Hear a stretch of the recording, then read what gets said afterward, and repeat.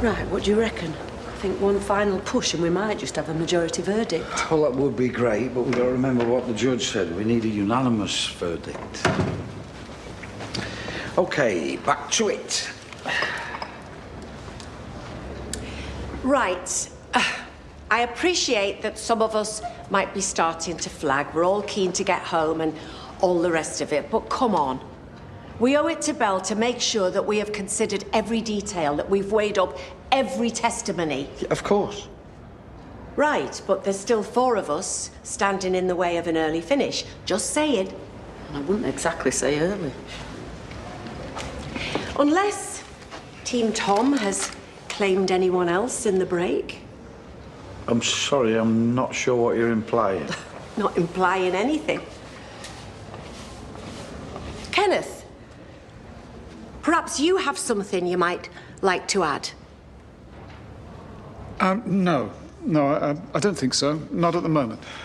In that case, then, can we concentrate on life after the marriage breakup, which for Tom meant Amelia, and though they're no longer together, she clearly has no issues with the way he treated her, given that she's a witness for the defence.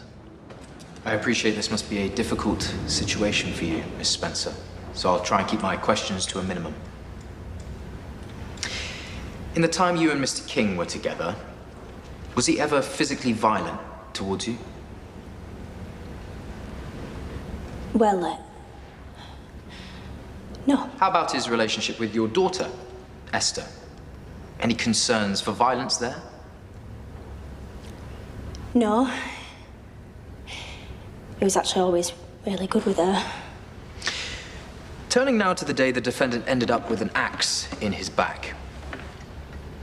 I believe you helped orchestrate the meeting between Mrs. King and her husband. What would you say your motives were at the time? He wanted to speak to her because she was going to go to the police about him. So you spoke to Mrs. King and said what exactly? It's important for you to be as accurate as possible here, please. I told her that I wanted to talk to her in private. Would it be fair to say that you purposefully allowed Mrs. King to believe that you had something to tell her that might add to her allegations against her husband? Yes. But in truth, you didn't believe her allegations, did you? Again, a simple yes or no will suffice. No. I imagine you might have had cause to reconsider your ploy if you'd known the man you were in a relationship with, the man you very much believed to be innocent, would end up with an axe in his back. I wasn't there. I didn't see what happened. It was just Tom and Belle. They're the only ones that know what actually happened, but... Thank you. No more questions. Anyone else find it odd that Tom is in a relationship so soon after the split and with someone Amelia's age? Well, maybe he just wanted something a bit less complicated after all he'd been through. Or maybe someone young and naive enough to believe him over the woman he put through hell. Well, you make a good point. I mean, if Tom is as controlling as you say, then Amelia would be perfect. Young single mother struggling to make ends meet with no real family near her, unlike Belle. And just because Tom didn't abuse Amelia, and let's be clear, we're not certain about that, doesn't prove that he didn't do those things to Belle. Domestic abuse can and does happen to anyone. In fact, at least one of us around this table has probably had experience of it one way or another.